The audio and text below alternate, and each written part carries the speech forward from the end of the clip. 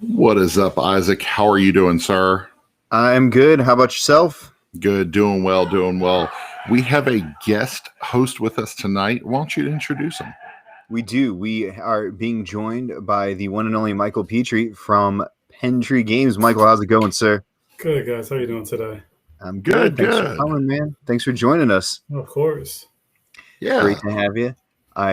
We wanted to talk about kind of a special topic, but also about your game that both Ryan and I have had a chance to play. Yep. And we'll get to On the Rocks in a little bit here, but we specifically want to talk about conventions. And Ryan and I first met at a convention.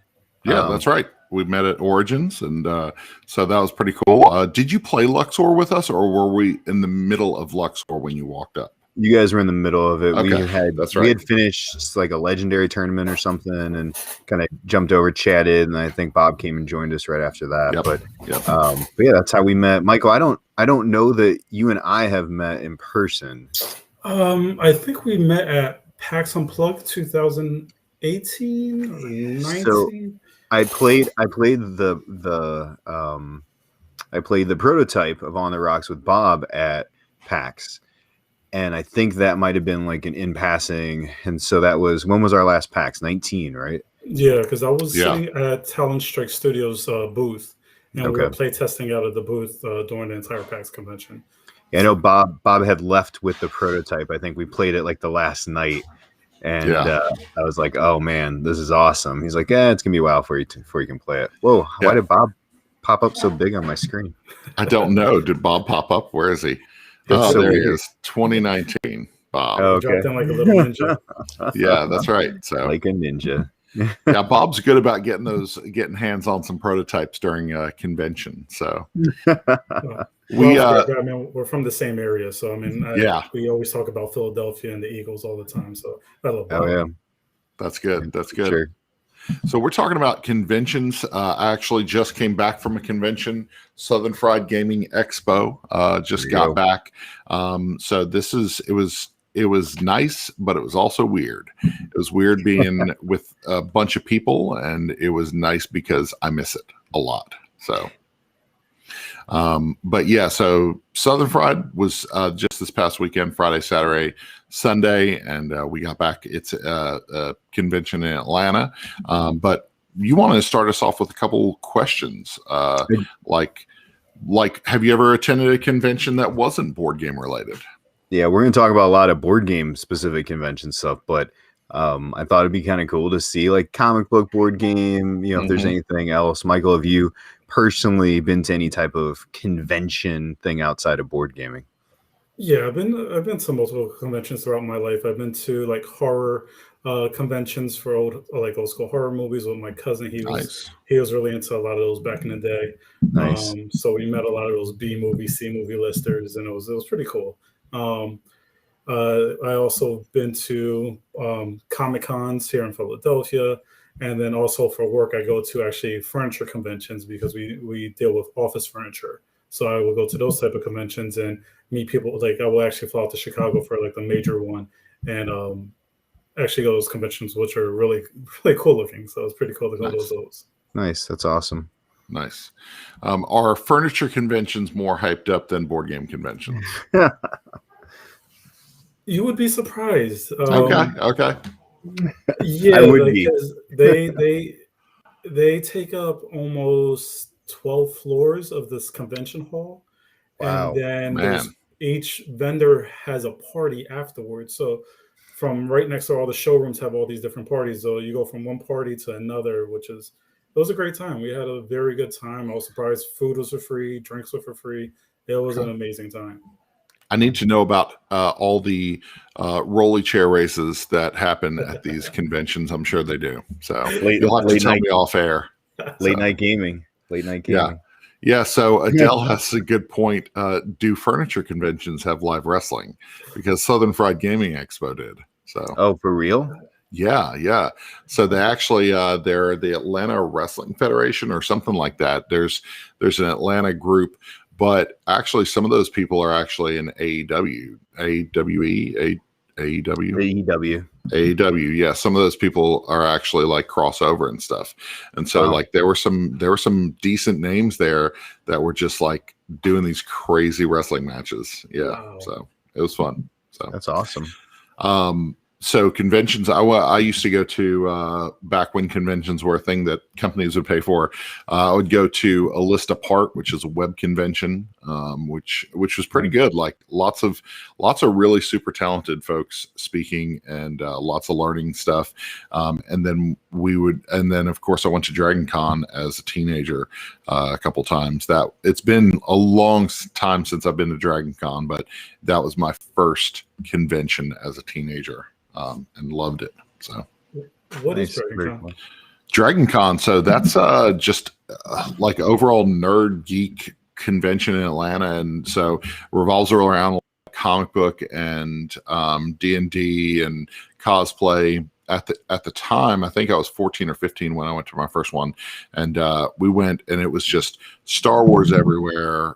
Role-playing games of all types. I mean, it's kind of like it kind of has become Comic-Con of the South. That's kind of what it looks like now. So nice.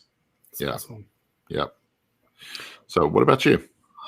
So yeah, I've done a couple comic book conventions, and after board game conventions, they're actually a little disappointing because they're not as much fun. They're a lot of buy stuff as opposed to check this out. And it was a lot of my son and I went to one in Cleveland, and they had a lot of cool celebrities, but even just to like breathe near them was going to cost you $50. So I mean, they were not cheap to do photos or autographs or anything. But I mean, they had Jason Momoa there right after Aquaman. They had some pretty big names, but you're like $150 for a photo. I was like, I'm good.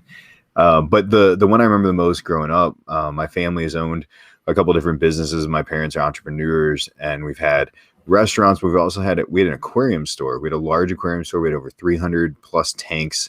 And so we went to pet supply conventions in Chicago. So it was this huge convention center right off O'Hare Airport. And I just remember like you'd wander around and you name it, like the craziest things for pets.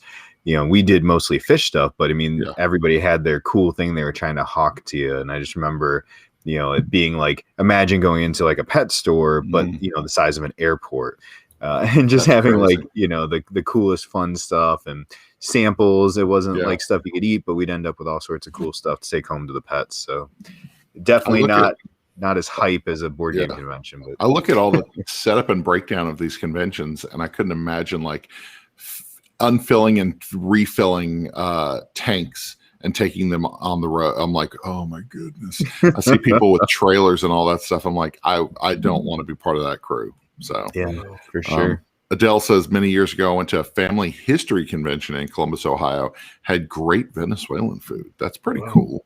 Nice. Interesting. Dig that. And then Bob mentioned that Atlanta Comic-Con started like 3 years ago, but still Dragon Con brings out some really big names usually. So it's awesome. Yep. Cool. So what's up next, Isaac? Well, I'm checking my resume here. I know we were going to talk about food. It might be out of order, but I'm jumping right into food because I like talking about food. It's always good to talk about food. Yeah. Conventions, to me, one of the hot things for conventions is food. And Origins, PAX, those have been the two main board game ones I've gone to. PAX Unplugged. But like, what stands out? Like, what's your favorite food experience that you've had, or your favorite restaurant, or your favorite something at a convention? What about you, Michael?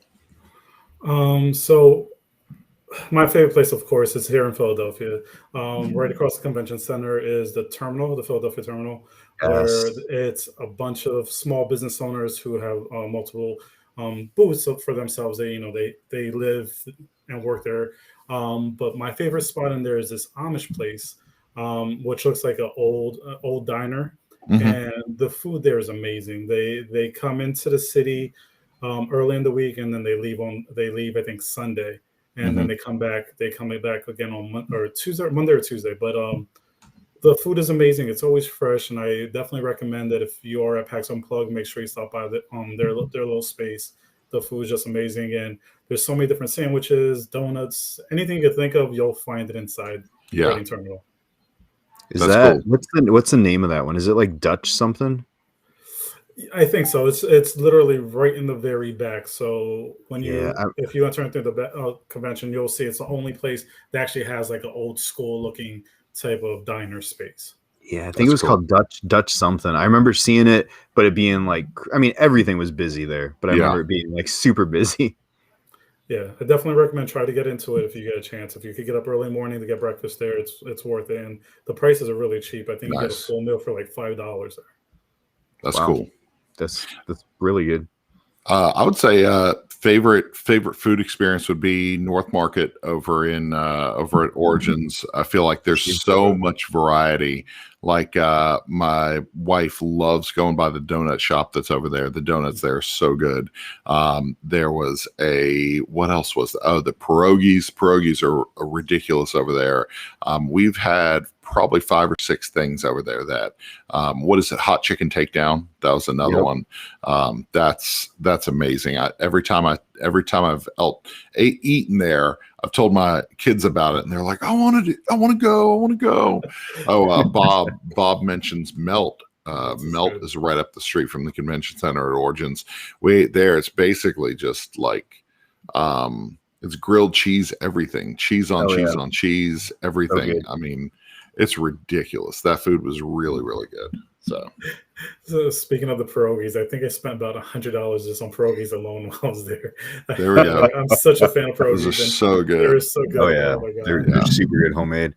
It's funny you keep mentioning Bob. Like in our side chat in Restream, I just have a big picture of Bob. I don't know why. Really, it's just that's what I can't see. I can't see comments. I just see Bob. So that's disappointing to me. First off, nobody should have to look directly at Bob's picture. So the most disappointing food I had, and Michael, maybe you can speak to this, being from in Bob's, that neck of the woods over there in PAX, was tomato pie. And I did not care for it. I give Bob crap about this all the time because he raves about how good this is. Ryan, do you know what it is first off? Yes. So I've heard of tomato pie, and I've actually seen when we had an abundance of tomatoes a couple of years ago in the community garden, somebody had suggested it. I haven't tried it, never tried to make it, nothing. So, all right. So Michael, defend tomato pie for me. So are we talking about the tomato pie, the pizza? Yes, it's amazing. I don't know what you're talking about. Your taste buds must have been off that day. I don't know what your issue is. You probably were sick. So I'm gonna let that go because tomato pie is amazing. Bob's loving the punches you're throwing right now.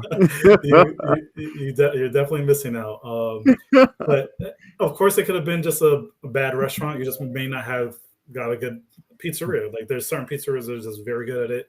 And when you're here in PAX, I'll take you to one to make sure that you get a good piece. And I'll make sure you get a good cheesesteak too while you're here. Oh man. So I did one day, I tried to get a breakfast, lunch, dinner cheesesteak, and I managed to pull it off because one of the places in Reading was doing the breakfast cheesesteak. And then I tried as many cheesesteaks I get in Philly. Loved pretty much all of them. There was one I didn't care for, but it was a weird one. It had like mozzarella cheese, like fried mozzarella cheese sticks on it.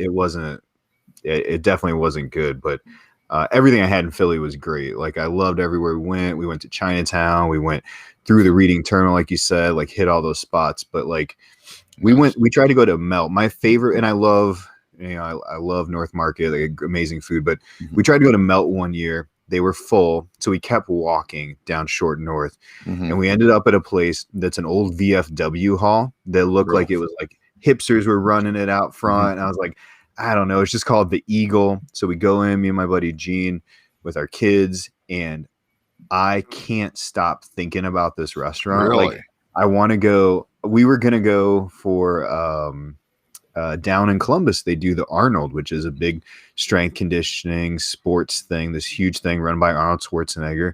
And I was so excited to go down there for that pre-pandemic because I just wanted to go to this restaurant. Yeah. But it's just called the Eagle, and they do fried chicken and all the fixings, like really hot cornbread, the mac and cheese, the collard greens, like you name it. But the chicken, they brine it for 24 hours in-house before they fry it. That's what you do. Yeah. It's amazing for like little place in the middle of Ohio. Like Oh man, like So now you're that's gonna my have to jam. take us there when we see you at Origins. So So Sounds good, so good. so good. yeah, Did you take a Man. nap immediately afterwards?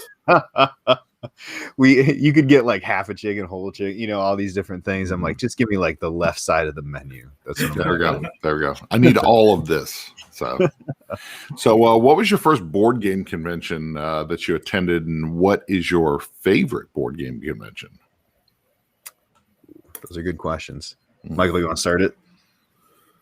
My first major board game convention was PAX Unplugged. It's the local convention for us. So, and of course, I'm gonna be the homie and pick that one. But I really enjoyed Origins as well because I love that it was a 5-day convention compared to just a 3-day weekend. It just felt like there was more opportunity, more time to sit down and just play games and meet other gamers throughout the country. And I love Origins. It was great. But I love PAX. I love them both. To me, they're at the same level for me at this point. But I think shortly, PAX Unplugged is gonna become a little bit larger than Origins. I think you're right. Yeah, I absolutely think you're right. I would say I don't know if this counts. Atlanta Game Fest was the first board game focused gaming thing that we went to, and it was basically Atlanta Game Fest isn't a convention. It's just kind of like a hangout weekend board gaming thing. Everybody's bringing their collection. There's a flea market. There's very few vendors. There's a couple people who are prototyping things or finishing up games or selling their first game. But it's really, really cool. Like that place is, it happens twice a year. Prior to COVID, but it's a lot of fun. So yeah, Atlanta Game Fest, definitely missed that. That's actually I met Adele at Atlanta Game Fest. So I think 2016 was the first time that we went, I believe. But our first Origins was in 2018. We loved it, had a great time, and I think that I would have to say Southern Fried is my favorite convention, and the reason why is it's smaller and there is such a variety of things to do. Board games, D&D, people doing different role-playing systems. You've got pinball, you've got arcade units, you've got my kids love the console room. They go into the console room, enter tournaments, have a great time. It's probably my favorite because it speaks to so many different nerdy, geeky things that we're into as a family. So it's awesome. That's great. Yeah, I think my first Origins was 2013. My wife and I took our very young kids with our friends and their younger kids, and we went for Sunday Family Day because we were just getting into gaming, right? We were playing Catan, we were playing Dominion, we were playing Carcassonne. We're like, oh, let's go check this out. I remember like walking around being like, what the heck is going on in this place, right? Like, this is 5 days. I'd never spend 5 days here. Like, now it's, 1 day seems crazy, and now it's like only 5 days, that's it. But I love Origins for kind of what Michael was saying. Like, I love that it's 5 days. Like, I really like PAX, right? But PAX feels like 5 days crammed into 3. And you just feel like you don't have enough time. Origins, you feel like if you want to go do like laser tag, because they got laser tag at Origins, you don't feel like you missed out on a bunch because you got plenty of time at Origins, right? True. You got plenty of time to go chill and do whatever you want, go back to your room. You don't feel this like mad rush of like needing to get stuff done because there's so much time. Origins is definitely a come play games. And there's some new hot stuff, but not a ton, right? It's a good place. If you want to talk to game designers and publishers, Origins is the one to go to because they got time. They got time to chill out. They got time to meet you. I've met some amazing people through Origins, and it being right in my backyard, kind of like you're saying, Michael, like being a homer helps, right? Being close, like, I'm 2.5 hours away from Origins. Like that's cake, right? That's cake all day. But that's my favorite. That's the first con I went to. My favorite, very specific. I started really attending Origins aggressively, competitively, playing Dice Masters. And I started playing in that competitive scene. That was my jam. That was how we started as a group. That's why we got sidekicks on this logo, because that's what we started. We started as a Dice Masters site. Yeah. And I started playing super competitive. 2016 was my favorite year that I went. Yeah, 5 days is great. It's called Adult Camp. And in 2016, I had the pleasure of finishing second in the world, playing a guy from Spain for the world championship of this game when there were 100+ people traveling to play it. That's and crazy. so the people I met through that game are lifelong friends. Like when we go back to Origins, we play in the WizKids area, not because we are like attracted to all the WizKids games, because that's where we all hung out. That's where we met. So we all hang out there at night, and I have people that mean a lot to me that I've known for many years because of what we did with the reserve pool, and then eventually with gaming with sidekicks. So Origin's always gonna have a special place in my heart for that, for sure. Yeah. Origins is a place where me and my wife usually spend our anniversary, honestly. It ends up falling on the week of our anniversary most of the time, except for this year. And so it's so funny because we spent 2 anniversaries back to back at Origins, and it was cool because it's like, hey, we both love this. We both love doing this and covering games and playing games together. So it seems to make sense. We break away. Actually, we saw you and your team over at a stir fry place at Origins the night that we broke away from the convention center, and me and my wife had just a nice chill dinner together for our anniversary in 2019. Perfect. So, yeah. That's the family part's great. Like, my wife loves board games. She plays games. She's my number one game player, but the convention, she's fine for me to go do that with my friends. She has no interest in it, but all day, all night's too much for her. And my son loves it. Like, I love being able to take him. I hope that as he becomes an adult, like, we can still do those things together. So yeah, absolutely. I'm hoping for the same in the future for my sons. It's a blast. I can't wait to have them. Yeah, but I agree. Origins was great. I was able to meet so many people who became friends. Like Chad Elkins, I met him there for the first time. I met Zach Conley from. He's a board game designer. I met him there. I met so many great friends. Yeah. Just being there and just hanging out at the bars. I met everybody from Board Game Revolution. Just great people. Just the entire community is great, and that's cool. It's just a great time. So anybody who hasn't gone to Origins, make sure you get out there. Yeah, for sure.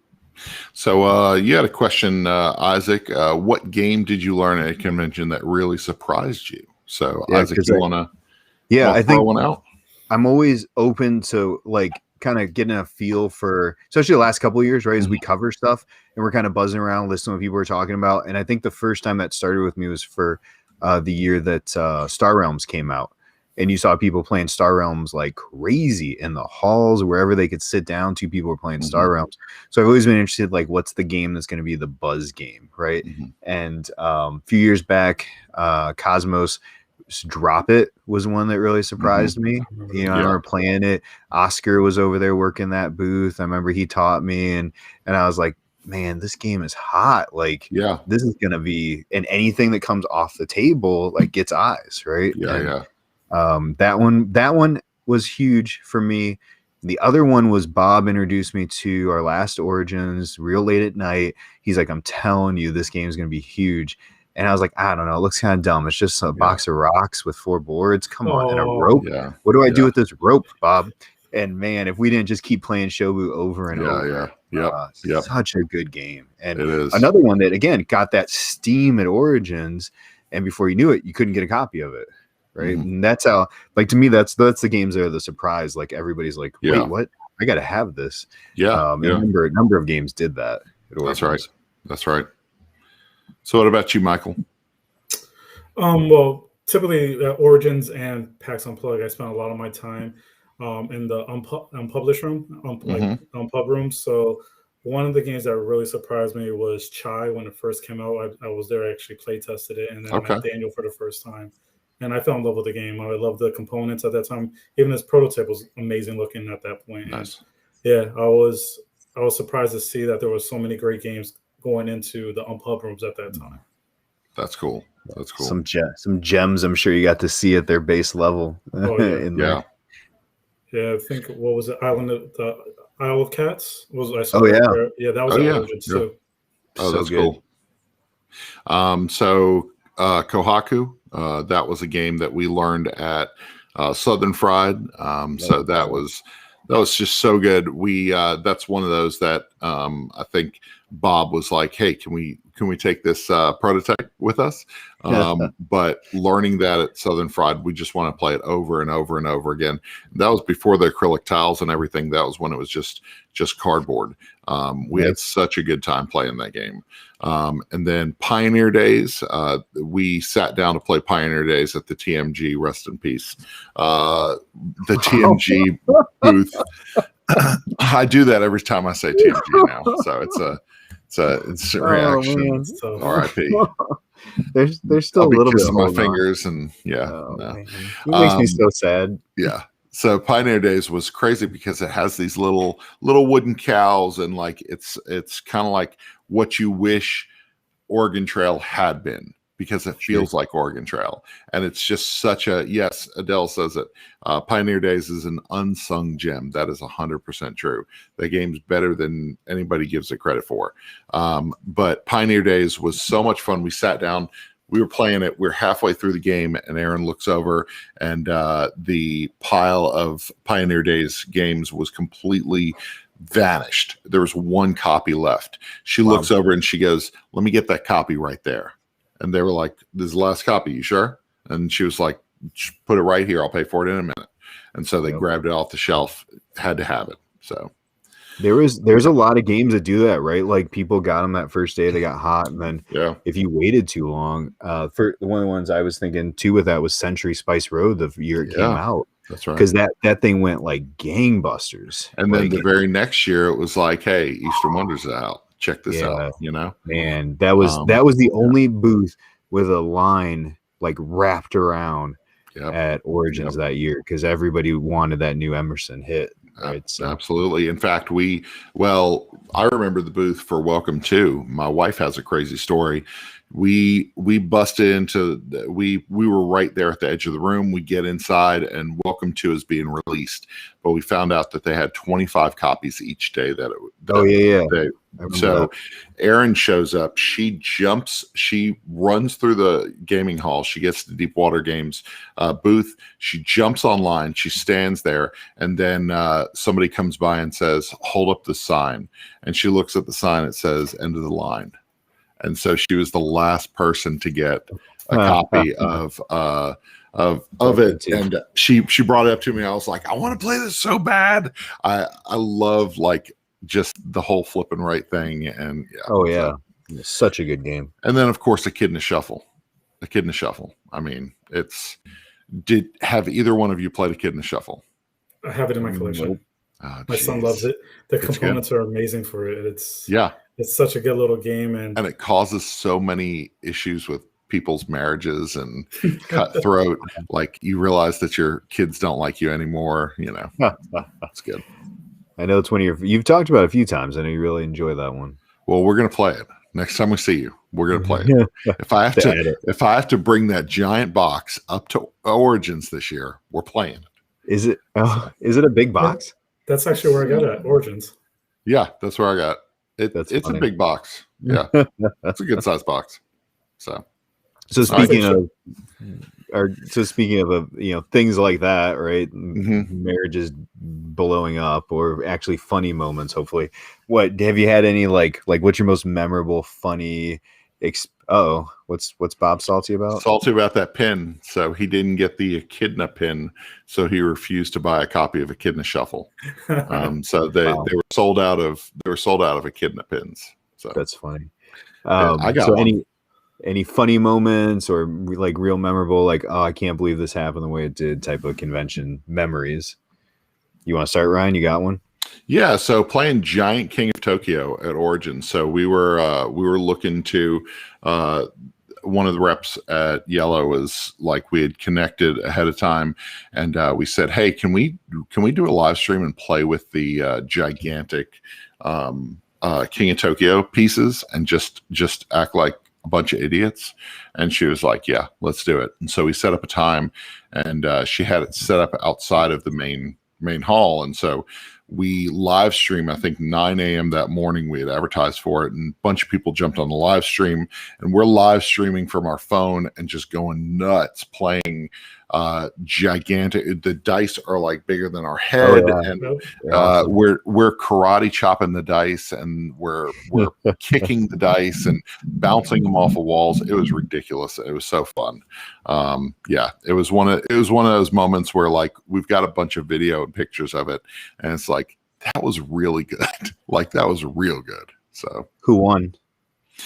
I don't know. I can't remember. I want to say it's either Bob or Rick. Probably not Bob, or maybe Adrian. So Adrian might have won. I don't know. So shout out to Adrian. His birthday today. Adrian Perez. Happy birthday. Absolutely. Yeah. Michael, how about yourself? Any real funny or memorable convention moments? Yeah, I have two memorable moments. So I was going to actually bring up lots because Zach brought in his large scale lots at Origins too, and that was a great time. That was the first time I've seen anything like that in my life. I was like, who does this? I was just like, now how can I make On the Rocks this way? But it would be impossible to actually do something like that. Giant Print up all those cards. Oh, that'd be amazing. You use kickballs instead of marbles. Yeah, that's what I was thinking. And then I could get like a massive bag that you have to jump in to throw the marbles out. Ball pit. I could do something like that. But one of the times was when we were playtesting. There was one of our backers ended up sitting at the table, and I didn't, at that time we didn't know we were playtesting the game yet. And I playtested with another designer, and we were just discussing all the things that were going on in the game. And this backer just was so impressed and loved being a part of that conversation of what designers was doing. He said it was his most memorable moment at Origins at that time. That's and cool. it was just really cool to see how we could affect other people just being a part of it. And hopefully one day maybe he becomes a designer down the road for just sitting in on that conversation. So we'll see what happens. But yeah, that was a memorable moment that I will never forget. That's awesome. I mean, cool. And you just don't know down the line, right? Where somebody says like, oh, remember that was me, or that was, that moment. I have a lot of good memories of stuff through, like I said, through Dice Masters kind of was the core of a lot of what I did. And a lot of people I know now are through that. I mean, that's how I met Jazz, right? Through everything he does and kind of getting to hang out with him at Origins and PAX. But my son, I mentioned, my son's 15 now. He started playing Dice Masters with me back in 2015 when we started playing. So like, hey, Derek, how's it going? He left somebody off the list. That's so messed up. He started playing with me, when he was like 8-9 years old, and he was playing competitive, like playing with the big boys, playing at the tournaments. And big boys, I mean, it's a Marvel DC comic based game. Yeah. Right? And there's no hidden information in the game. So if you get a good rhythm of what you're looking for in your bag build, you can do well. So I remember at one of the world's qualifiers, him sitting down with a good friend of ours, known him, real nice guy. And I remember Ethan played this combo that our buddy JT had come up with. It was a 3-turn kill. And that was really hard to do with this game. But he got it all perfect. He did it. He kills him. He said that Ethan just slid everything in, said, that's 20, good game. And then like got his phone out and just started playing on his phone while the guy's just sitting there like, it's like, what? And he's doing the math. And he comes over to us where we're at. He's laughing, shaking his head. He's like, your son just struck me. Like, absolutely. That's hilarious. That's awesome. And, it's been fun to watch that. He loves Legendary. It's fun when he sits down, because if you ever play Legendary at Origins, you're $5 in. But if you win, you get a copy of whatever the expansion is that you're playing. That's cool. He's never lost when he's played. And all the adults at the table expect, as a kid, no big deal. And he loves to hang his hat on that. So some of my favorite experiences are watching him grow in, teaching him how to play fair, how to win with grace, and how to accept loss and defeat with humility, right? And how to accept winning with humility. Yeah, absolutely. So it's been neat to be able to use gaming as something we enjoy and something that hopefully we'll always be able to have. But those are some of my best memories, are watching him just truck adults. Those are great.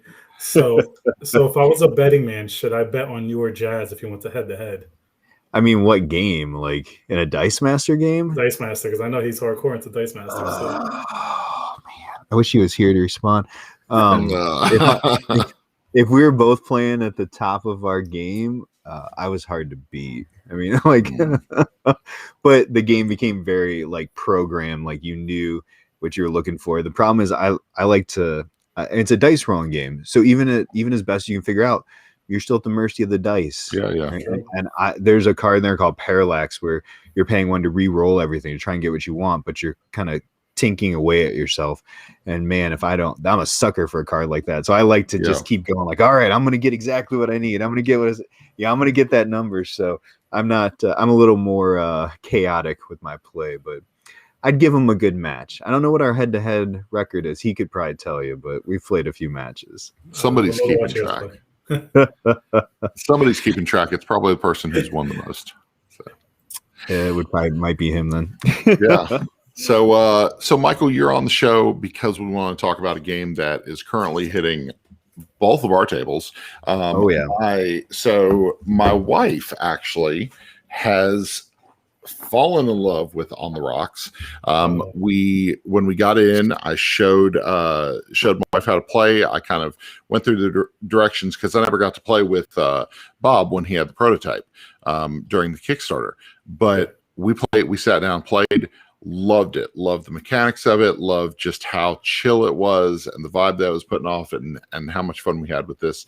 And so my wife ended up the next day saying, "Hey, On the Rocks again." Hey, On the Rocks again. And so we've played it like 6 times since we've had it. She just taught a table full of people how to play this at SFGE just Saturday night. This was on the table and she was teaching. So Awesome. Tell us about it. Tell us about On the Rocks. Well, first, thank you so much. And your wife is amazing. This game was a labor of love for my wife and I. Not sure if you know, but my wife did all the graphic design for the game. She did all the artwork for all the cards. The only thing that we didn't do in-house was the girl on the cover. That was by Manny Tremblay from Dice Throne. We hired him to do that girl character, and everything else we did. But yeah, I mean, the game, when we first started off, we had this just a regular family game. But then once we came up with the idea for On the Rocks because my wife's old coworker was actually going to school for bartending just to make some extra money. She was a single mother, so she just needed to try to bring in some extra money. And she was talking about in training class that they would use fake liquor. They would put like dyes in the water so you could just practice it. We thought at that point that, okay, there's something in here that we could create a game in it. And from there, we went to 2 years of development, going to multiple pubs to have people, play testers, to give us their feedback. And like any other game, you start off the game and it's terrible at first, and it took years to get to where it's at. But yes, we love everything about it. We loved all the feedback. We love our backers. It's just been such a great experience. That's cool. Very cool. So you mentioned that this is your first game. Right. So for somebody that's maybe in your spot, right? They've got a game, they got some ideas, they're struggling. Like what's some things you wish you could have went back and told you, right, when you were starting this creation, when you were starting working on the Rocks, like things that you kind of learned the hard way, right, as you designed and developed? Well, be open to feedback. One of the things at first is that I felt that I was like, my game's perfect the way it is. Like, and that was one of the things, it's your baby and you want to feel that you're right no matter what. And then when people are giving you genuine feedback, hey, to make your game better, listen, don't be stubborn. Because there was one part where I remember that when we were playtesting where we have the spill marble in the bowls now that you actually would take them. Like you could just drop them anywhere you want. So it's kind of strategic where you want to place those spill marbles at. And that came up during a playtest. And I thought originally it was, you would actually take it yourself. If you pulled it, it would affect you originally. But then I thought that, then seeing that how bad that was, and it affected that player so much, it could throw you off so badly that adding it into the bowls, that was one thing that pushed the game a little bit further by adding that little strategic part of the game by wanting to place it somewhere else to affect other players at the table, or allowing you to make that decision like, hey, this bowl has so many marbles in it that if I do you take this? Okay, I may take the spills, but there's that risk reward for it. So that was one thing that added a little bit more to the game. And I wish I would have listened to somebody who told me about this idea 2 years ago, and I brushed it off, and I was like, all right, let's go back to that now. And then I was just like, the game would have came further along if I would have just listened to somebody previously. That's good. That's good advice. We talking about that, the spill marble mechanic, when there is a ton of marbles in one of those cups, it's a deterrent to a lot of people to have those spill marbles sitting there. But I wound up at the beginning of a turn, at the beginning of a new round the other day, it was just a bucket full of marbles. I'm sitting there, I'm like, I gotta take it. There's 2 spills in there, it's worth it. And I ended up filling a bunch of slots up, and it ended up affecting just 1 drink. And so I was like, cool, I filled 2 full orders and then wiped out 1 drink. Doesn't matter. Like, I'm way more ahead than if I just took like 4 random marbles somewhere. So Adele has a question: is On the Rocks like Potion Explosion or Azul and plus Azul? I think the marbles, anytime, and I think Gizmos has this problem too. Anytime there's marbles, Potion Explosion is so well known that it's like, oh, it's like an adult version of Potion Explosion, or So kind of explain how you would give the pitch to a person who's a gamer. Well, with Potion Explosion, there's again, like you said, this has come up multiple times because of the marbles. Yeah, and that's and then maybe the fulfillment that you have to use, like, because it's order fulfillment pretty much is what Potion Explosion is. Mm-hmm. But besides that, the entire gameplay between our game and Potion Explosion is totally different. And then just the way you think about it, because we have that entire Mancala type of feel of the game where you're dropping the marbles around the different bowls and making these different selections of what you're going to place into it. Where in Potion Explosion, you're looking for the best, the bang, where you're going to pull it and then what cause that explosion for yourself. So that in that game, there's a little bit more luck of what's going to fall into order on the tray. Where in our choice is that you're making your decision on what's going into each bowl. And there's a little bit more strategy to On the Rocks than there would be in Potion Explosion. And believe me, I love Potion Explosion. It's in my collection. It will always be in my collection. Yeah. But strategically, I think there's a little bit more to On the Rocks than there is in Potion Explosion. Yeah, yeah. Well, even just picking the drink cards is different, right? And how fast do you want to push that end game? Like, I really like that part of it. So I understand, like you're saying, the marbles kind of click for people, right? Mm-hmm. They see marbles and they go, oh, it must be this. But yeah, I think there's enough difference that, for the guy to ask the question, these need to both exist in your collection for sure. Yeah. So Jazz is in the comments. The only similarities, I think, is the marbles. There's enough difference in order fulfilling, potion creating, and Potion Explosion to own both. And I think it hits a different feel because I enjoy the graphic design and the feel of the spill cards coming out and possibly ruining something. There's a randomization, and having worked in the restaurant industry for, a lot of years, that randomization of like somebody screwed up the drink, you spilled it, you tripped over something, you turned around too quick, so there is that randomness to, hey, having a rough time with this thing. And so it is a fun game, and honestly 100%, and we're going to see this in the review. Aaron and myself are working on a review for this. On the Rocks is not a theme that appeals to either myself or Aaron at all. The graphic design sucks you in, but fulfilling drink orders and bartending, not even in our wheelhouse. Like, don't care anything about it. But we enjoy the mechanics enough and the graphic design's appealing enough that it doesn't matter if we're into it. Like, we really enjoy it, And I agree 100% because there's games like Wingspan where I'm not a bird watcher, but the game's amazing. Yeah. And if I just would have walked and saw, hey, birds, okay, I'm not really into it, but when you do a little bit of research and see what's behind it and the depth that's in the game, you want to sit down and play it. But one of the reasons we decided to go with it, besides that, is that we were hoping that the game is it's an entry level game. It's more of a gateway game, and we were hoping that this theme will bring in people who are outside of the industry and or outside of our community, and that if they see something like this, they'd be like, "Hey, I like to drink. Even though it's not a drinking game, let's try out this game. Let it be your gateway into other games into the industry." And we feel that On the Rocks introduces a couple of different mechanics that you can easily start playing other games and understand what the vocabulary is between each game. Yeah, well, that's right. It's an adult game that isn't a gross adult game, right? Like it's got a theme that adults can grab onto without just being NSFW just to be gross. And that's right. So Bob, I'm the same way. Like I talk about birds all the time after I play Wingspan. So theme wise, my wife and I enjoy having a drink. We enjoy, sitting down while we're playing, casually, right? We're not a, hey, let's go to the bar every night type of people, but we enjoy this and we enjoy the theme to the point that some of the drinks, I love how the colors layered. I loved thematically how well you guys did the graphic design on that, and my wife loves it too, right? Like Bob was saying, or like Ryan was saying, I got Bob sitting here, it's driving me nuts. Cover up half your screen. like Ryan was saying, my wife loves it. And it's her kind of game. It's a game we can have a conversation while we play. Yeah.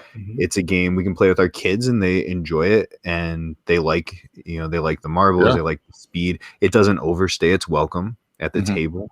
Yeah. And we were talking, we're like, man, is there we want to see a what do you call it?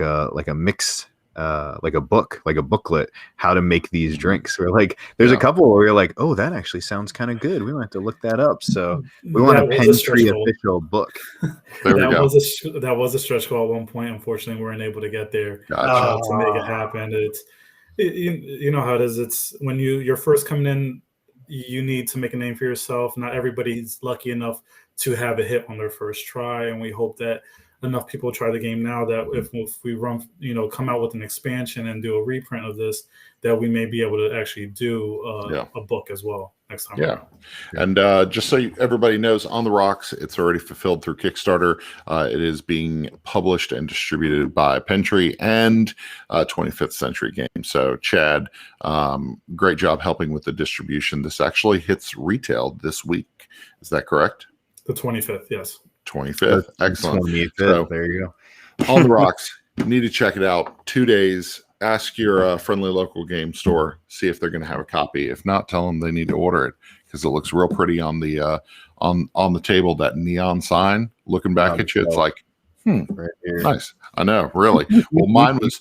I had to put brew. Where is it? I had to put brew up there because I took this one down because I wanted to show it off. So yeah.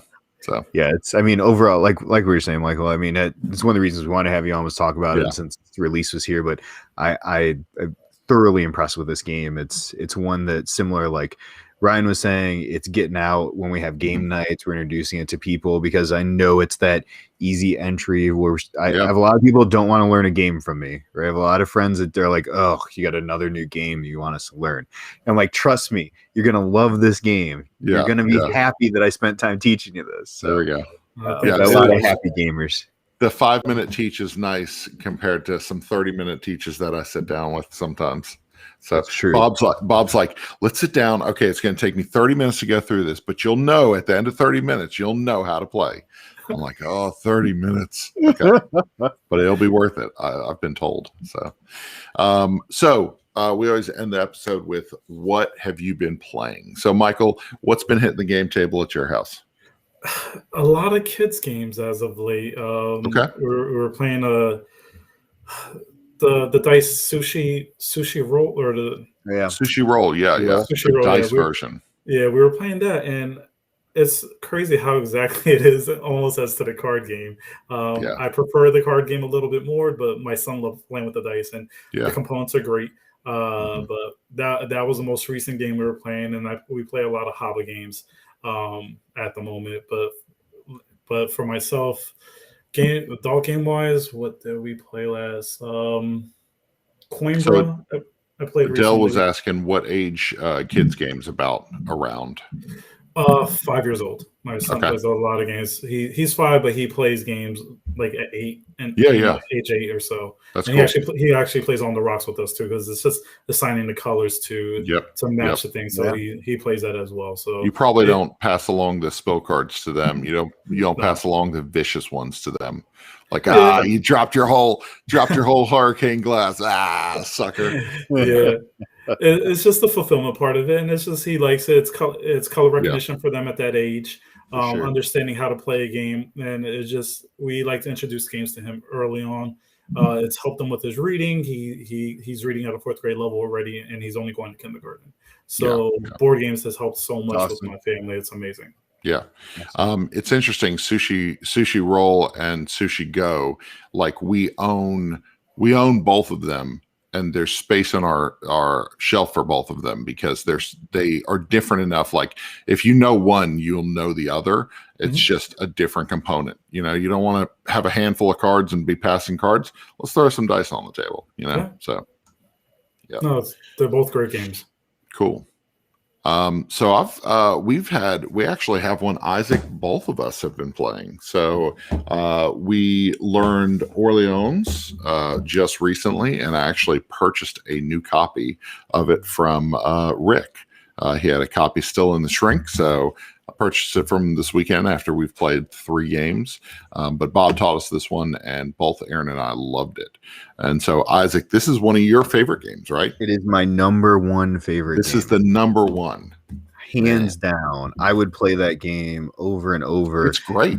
We had a chance we have a Thursday night game group with 4 of us, and it got into a couple weeks ago. They said, let's play it. And then we realized one of the guys hadn't played it. So we've been playing. We've played with the Intrigue board, which is so mean. Like no one ever wants to play it again, but it's aggressive. And the Intrigue board. So there's an expansion that, the board that you send guys to. Yes. They kind of thin out your bag. There's 3 different versions. There's a base. There's a fairly kind one and a super mean one where you're giving people torture. You're burning down buildings. Wow. It's horrible. Rough. It's rough, but they all wanted to try it. And, but as a game, I love it. I didn't care for the cooperative version of it because there's a cooperative expansion, but I have, it was my white whale for over a year to try and find the original deluxe version. Right. I think this is just the regular version. So worker placement. It's a bag builder. Yeah. Where it is worker placement, but it's more action selection on your board. And then I love this building of the bag, right? It goes back to, we're talking about Dice Masters. I love Quacks. I love that. I love that randomization of like that bag building. I've been working on a game, Michael, you inspired me to get back into mine a little bit here talking tonight, but I've been working on this dice building, bag building game for a while, but I love the mechanics of it. It's smooth. One of my wife's favorite things about it is it has an end. There's 18 rounds, and in 18 rounds, the game's over. That's it. You can plan. When it's coming, and it's such a good game. So super solid. That's good. Aaron and I have been playing a lot of BGA games, and the one that I showed her last weekend, I think, was Marrakesh. And so we've played it so often. It became a nightly thing where we would sit down and play it. And so when we were at Southern Fried, they had copies of Marrakesh up there. I think Board Game Madness, I think that's the company. They had a booth, but they had like 10 copies of this. So we ended up picking up a copy, taught it to a couple people, taught it some family members this weekend, and had a great time with it. It's a lot different playing on BGA and playing physically, but we like both versions for different reasons. So, and actually Adele taught us a super Meeple Madness. That's the name of the booth that was there. Adele taught us a super cool game. Her new favorite flip and write, Indus 2500 BCE. It's from a publisher in India, and basically it's replaced cartographers for her. So it is really fun. That says a lot. That's a big statement.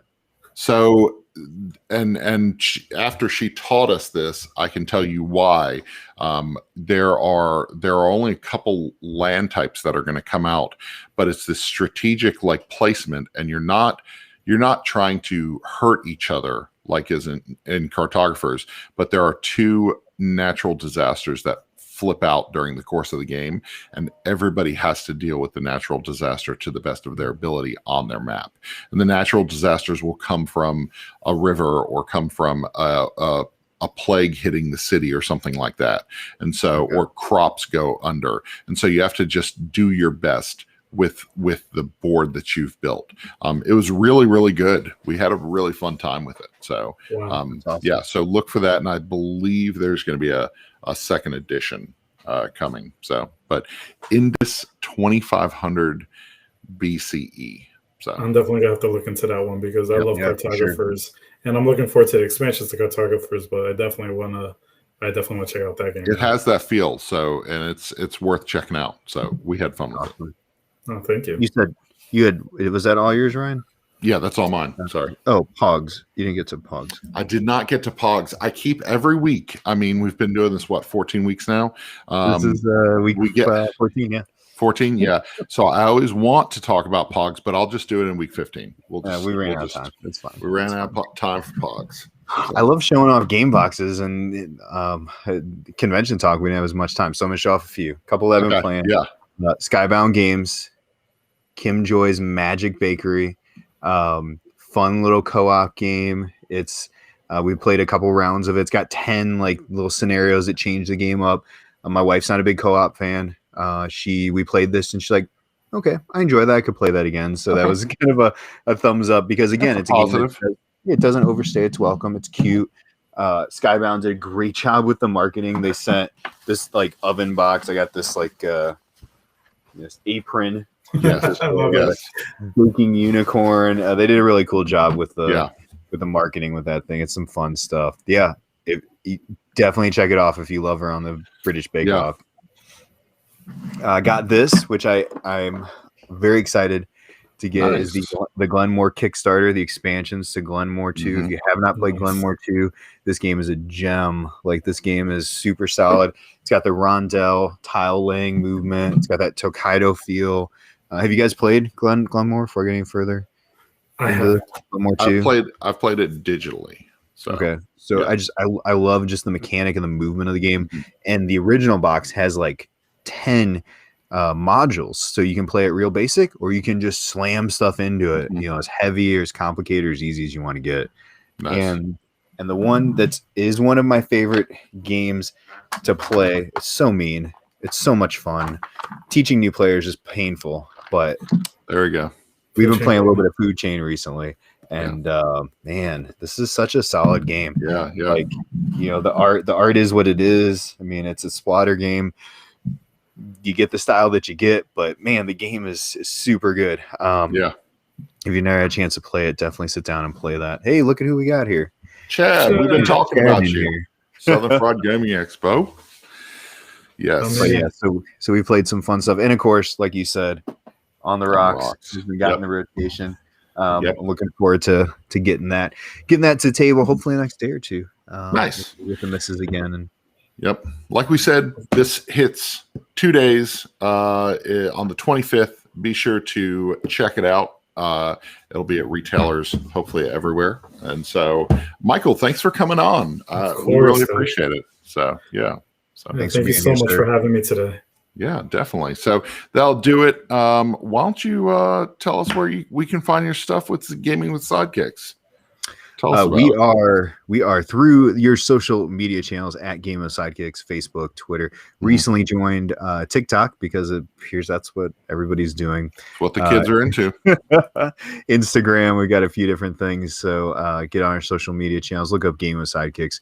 You can find us pretty easily that way. How about yourself, sir? That's cool.